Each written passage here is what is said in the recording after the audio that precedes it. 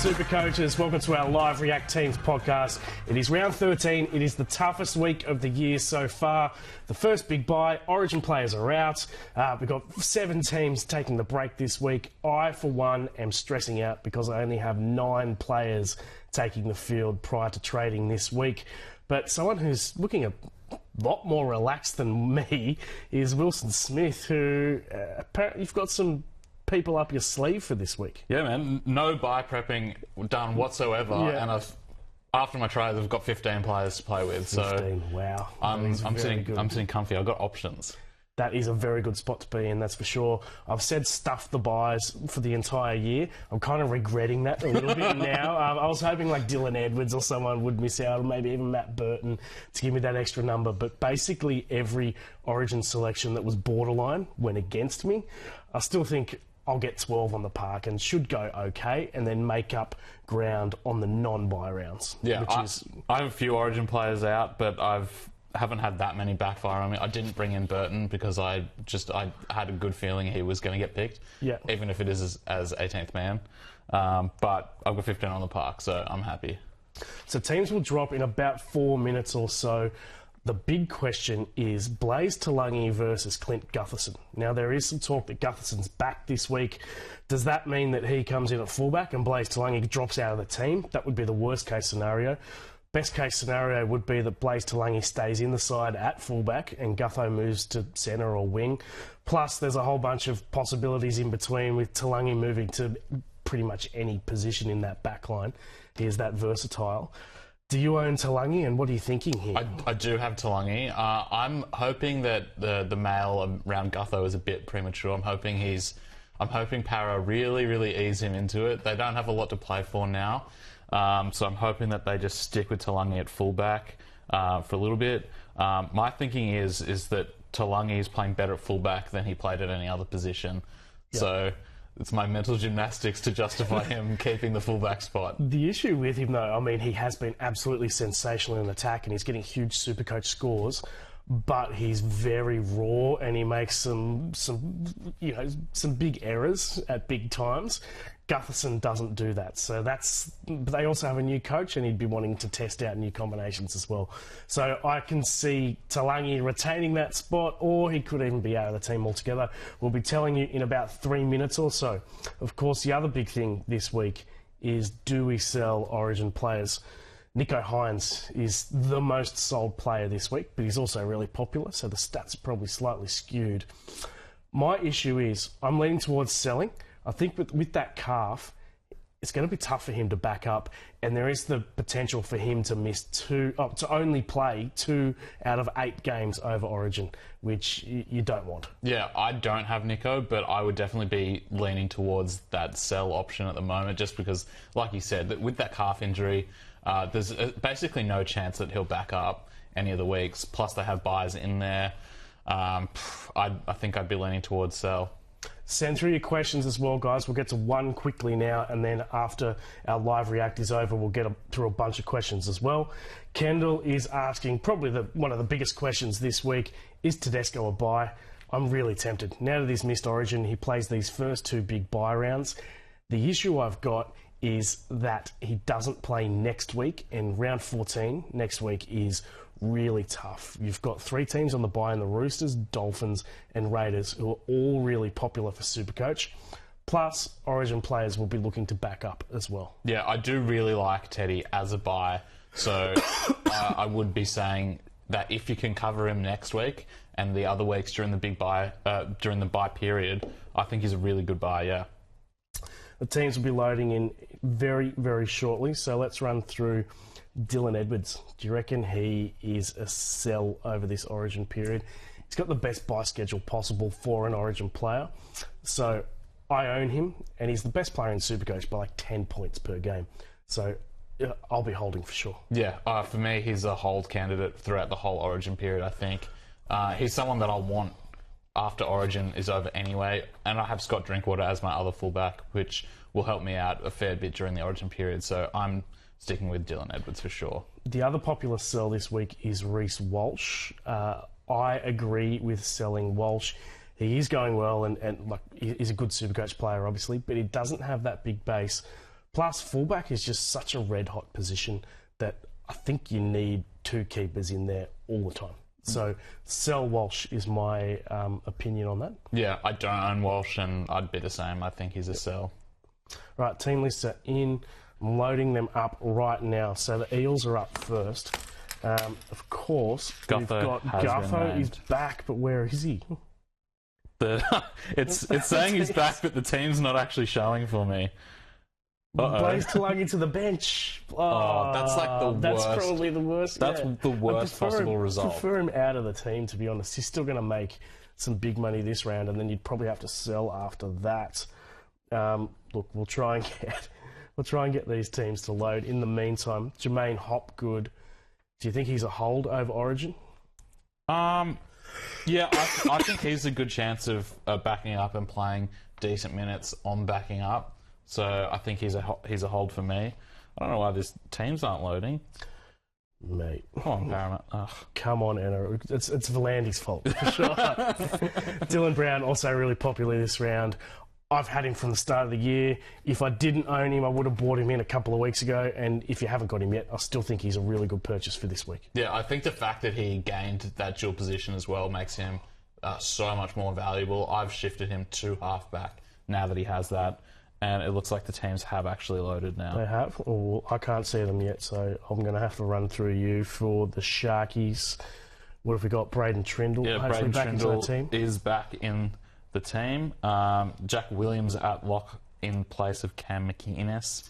And looks like Toby Rudolph is back as well on the bench. Nothing that surprising there. I mean, with Nico and Cam McInnes out, I mean, they don't have a ton of middle forwards, so I guess Jack Williams makes sense moving into lock there.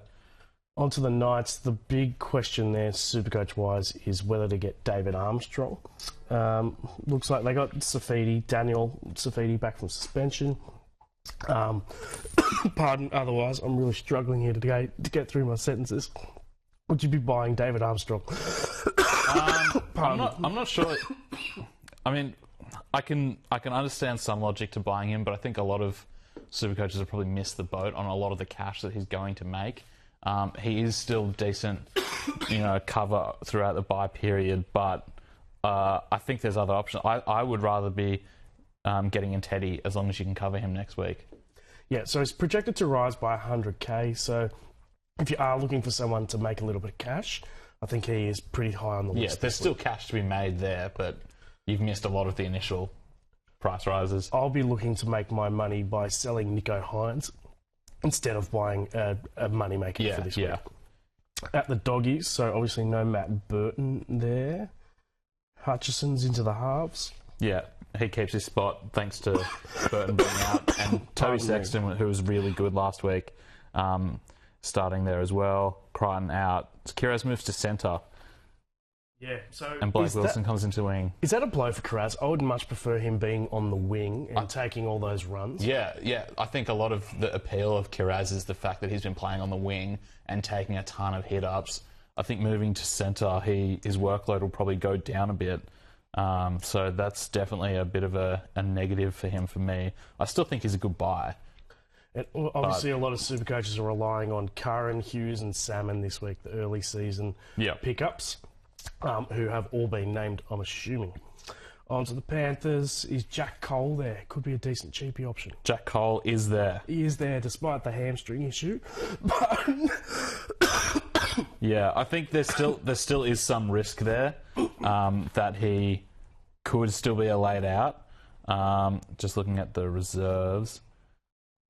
So there's still no Brad Schneider on the reserves, so I guess if he is a laid out, it looks like Tyrone Peachy or maybe Isaiah Longy goes to fullback and Dane Laurie goes into 5'8". So they've got some options there to cover Jack Cole if he is out. But yeah, I think he's a decent buy throughout this period with Nathan Cleary out still. Oh no, Brad Schneider's named at halfback. I read that wrong. He is named. Yeah. I still think he's a decent buy, but he's got a lot of risk because of that hamstring injury. On to the Dragons. Obviously, no Zach Lomax on Origin duty. Thoughts on Jack de Belin as a buy? I actually have de Belin in both of my draft leagues, and I think he has been really, really solid for me. The problem with him is his minutes have been a bit inconsistent, but despite that, he's still been scoring pretty well. So he's got a solid PPM. So I can understand him being a decent buy because he's got some decent coverage through this period. The good thing about him is that you just know what you're going to get with him. He's a solid performer. Low score is in the mid-40s, and his high score is 90 or something. You know exactly what you're going to get, even with no attacking stats. Yeah, he's like one guy as well that if the Dragons have sort of one injury to their forward pack during the game, he's one of the guys that ends up playing much bigger minutes. So he could be a beneficiary if they do have someone else go down during the game. Sione Finau comes onto the wing, so he could be a cheapie to watch out for. He's in place of Zach Lomax.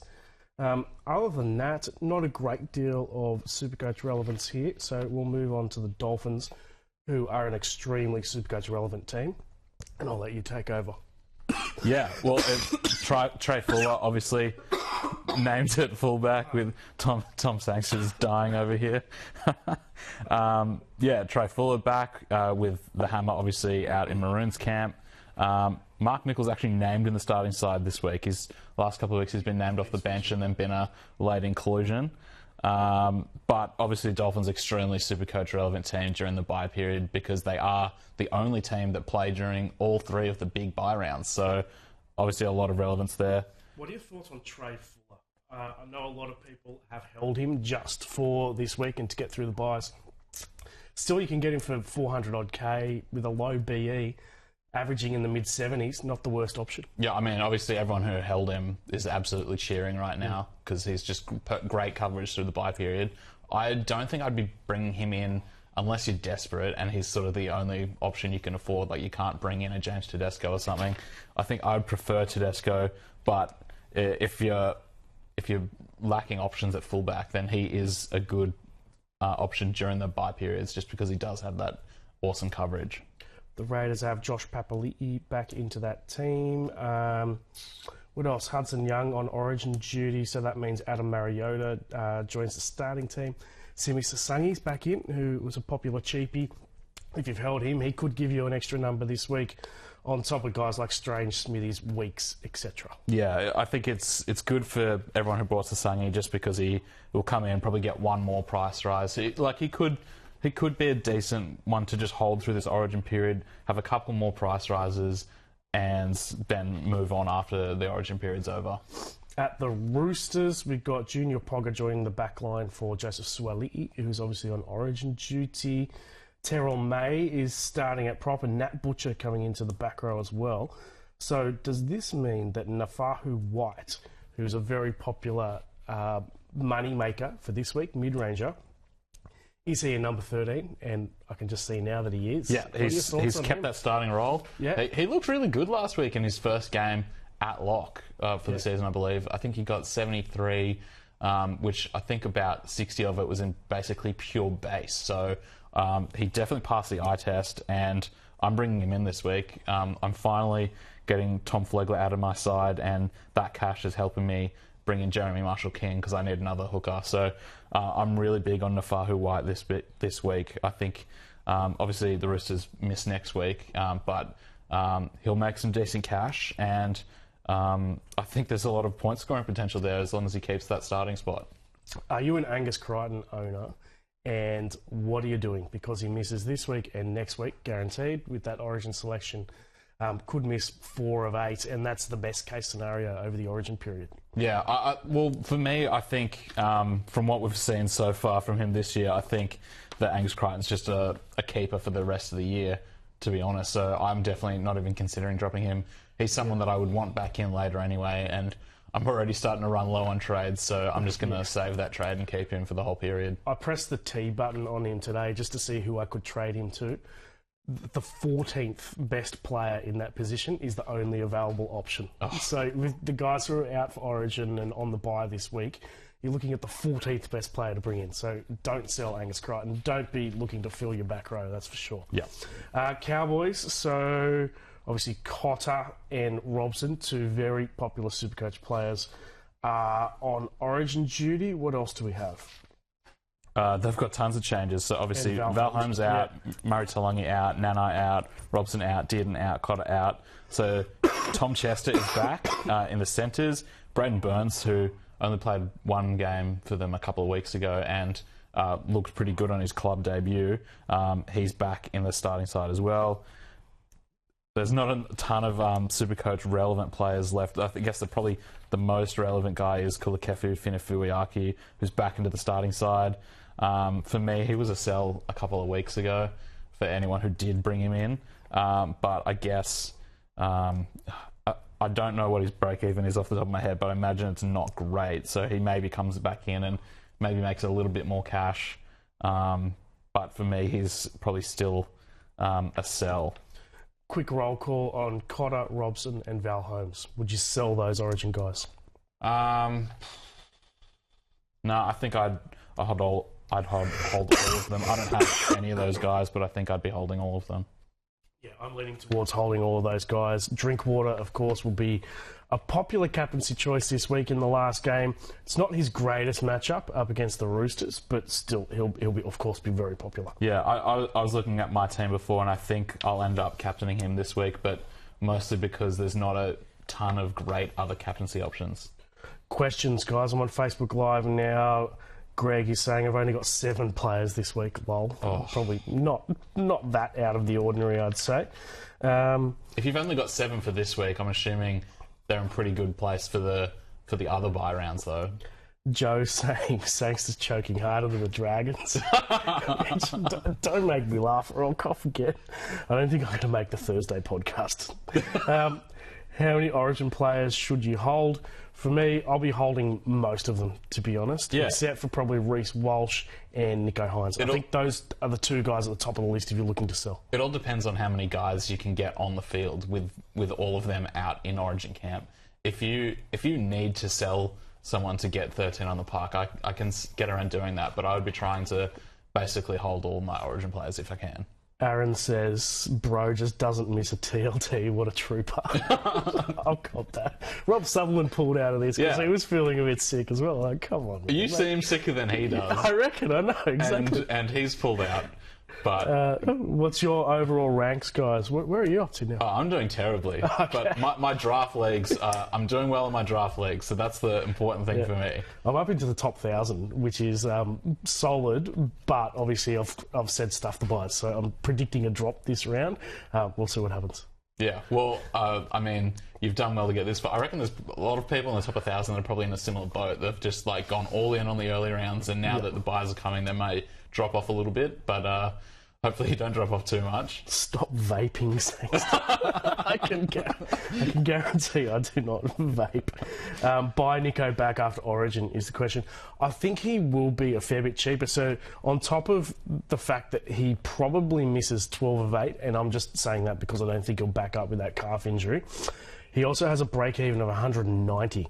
So one of my big things for Hynes was I didn't want to sell because I'm like, how am I going to create this cash to bring him back? Yeah. But he's going to drop in price considerably, so you can pick him up at a decent price after Origin. Yeah, I can get around that. The fact that when you are looking to bring him back in, he'll probably be a lot cheaper.